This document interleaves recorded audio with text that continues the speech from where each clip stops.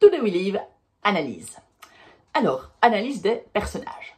Nous avons donc l'un des personnages principaux, c'est Mathias. Mathias, ce beau, séduisant soldat qui en fait est un monstre, une brute en lui-même. Il est persuadé en tout cas que c'est un monstre. Il aime tuer, il a tué à main nue, il a commis des atrocités terribles. Qui est Mathias? Eh bien, Mathias est un Allemand qui, de ce que l'on comprend, a eu une très bonne éducation. Il vient d'une famille où il a appris les bonnes manières, mais lui, il manque de sens. Il a vraiment des questions existentielles. Il ne s'y retrouve pas dans cette société-là. Et donc, en fait, quand il va au départ, de temps en temps, dans des meetings où on parle du national-socialisme, et en fait, ça ne lui parle pas du tout quand on entend sa famille en parler, quand il voit les gens qui sont là à aduler Hitler. Il dit, mais si vous écoutez bien ce que le national-socialisme dit, en fait, il veut supprimer l'humanité. Et donc, il dit, c'est une religion qui est complètement stupide. Les gens applaudissent quelqu'un alors qu'en fait, s'ils écoutent bien, s'ils vont être détruits eux-mêmes. Et donc, il ne voit absolument pas l'intérêt, il n'aime pas du tout cela. Il n'est pas non plus antisémite ou quoi que ce soit. En fait, la vie est tout à fait neutre pour lui. Il a un problème vraiment de sens.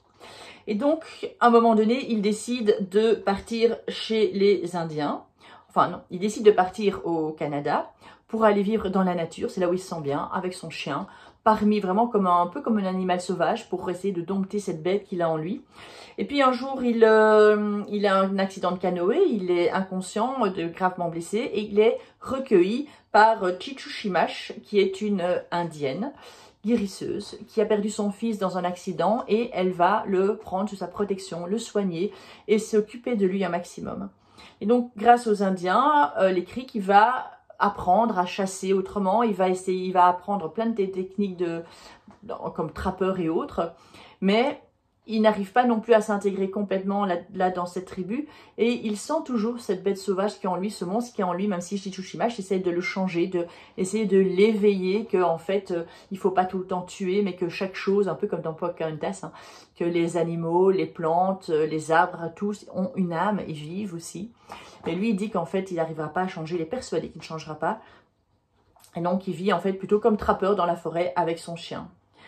À un moment donné, il va revenir en Allemagne, entre autres, de ce qu'on comprend, c'est parce que, ben oui, en 38-39, aux États-Unis, ben, les Allemands sont mis dans des camps, parce qu'en fait, ils peuvent être aussi des dangers, ils pourraient être des espions. Donc lui, il veut éviter ces camps, et il retourne en Allemagne, en plein dans le national-socialisme, en 39, l'Allemagne qui attaque d'une certaine manière, enfin qui a l'Anschluss avec l'Autriche. Et qu'est-ce qu'il fait? Ben, comme il sent que c'est une bête, il va rentrer dans la guerre, juste comme ça. En fait, il n'est absolument pas fanatique, il n'est pas anti-juif, il n'est pas national-socialiste, il n'est pas nazi, mais c'est juste pour le plaisir, pour le jeu d'une certaine manière. Alors, il va rentrer dans ce commando d'élite, d'hommes surentraînés, des surhommes presque, qui vont être dans les commandos les plus terribles avec Sarkozy. Et il va prendre beaucoup d'identités différentes. Évidemment, c'est un vrai caméléon, il est surentraîné. Il avait déjà appris à survivre dans la forêt, il a appris à survivre avec des nouvelles techniques avec les Indiens, et là il va encore apprendre de nouvelles techniques de survie, donc c'est vraiment une bête surentraînée qui ne sait finalement plus trop qui il est, tellement il a eu d'identité. Pendant la guerre, donc à un moment donné, c'est la fin de la guerre, il en a marre, il est fatigué, et surtout cette contre-offensive allemande, en fait il dit mais ça n'a aucun sens cette contre-offensive allemande, il sait que c'est fini, il ne comprend pas qu'on continue à vouloir faire cette guerre, et il est vraiment fatigué. Et là où il y a vraiment un moment charnière, c'est quand il doit tuer 3 jeunes adolescents qui s'enfuient, il doit tirer dans le dos. Parce qu'évidemment, il fait partie de l'opération Greif, donc ce sont ces Allemands qui parlent parfaitement anglais, qui se font passer du coup pour des Américains pendant cette contre-offensive allemande. Et il faut évidemment qu'il n'y ait surtout pas de traces. Donc en fait, il tue tout le monde. Dès qu'il rencontre des gens aussi, on peut les piéger. Paf, s'ils ont été piégés, s'ils pourraient trahir, on va les tuer.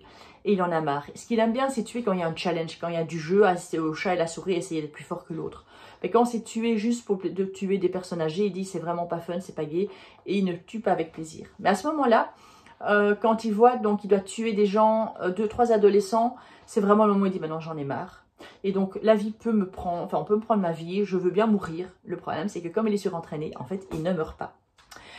Il est en reconnaissance avec un collègue, et puis ben, sur la route, il y a un curé qui donne une petite fille de 5, 6, 7 ans, en disant qu'elle est juive. Ils disent, ok, qu'est-ce qu'on va en faire? Ben, forcément, on va la tuer. Ils vont donc dans les bois.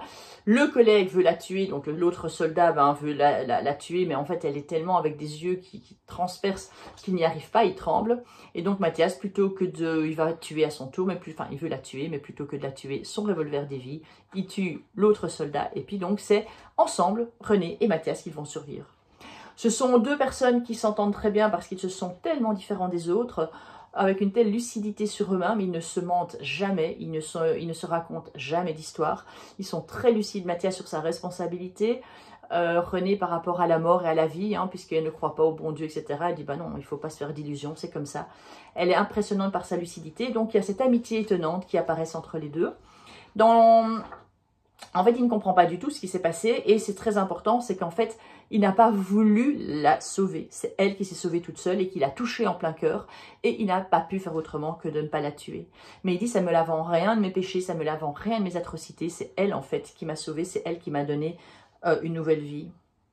Et donc, au contact de René, il va s'humaniser, il va adoucir cette bête. C'est finalement pas Chishochimash, sa maman indienne, qui va arriver à ça, mais c'est René qui va pouvoir comme ça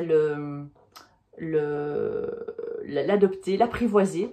Et donc, en fait, Mathias, à la fin, ben, il ne veut plus tuer, il essaie de tuer le moins possible. D'ailleurs, quand il est prisonnier et puis qu'il arrive à se libérer, il essaie de tuer le moins possible, en tue deux, et il veut surtout pas commencer à les foncer sur les autres.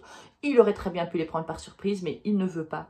Et finalement, la question dans ce livre du bien et du mal, on peut se demander, ok, ben Mathias est un gars qui a commis des atrocités, mais là maintenant, à partir du moment où on le connaît, en fait, il est serviable, il est sympa, il est juste, d'une certaine manière, on pourrait dire. Et par rapport aux Américains, enfin en tout cas certains Américains comme Dan, ou d'autres Américains qui ont commis des atrocités, ben finalement, dans l'histoire, c'est qui le bon, c'est qui le mauvais? Et c'est toute la question que pose Emmanuel Pirotte par rapport à ça.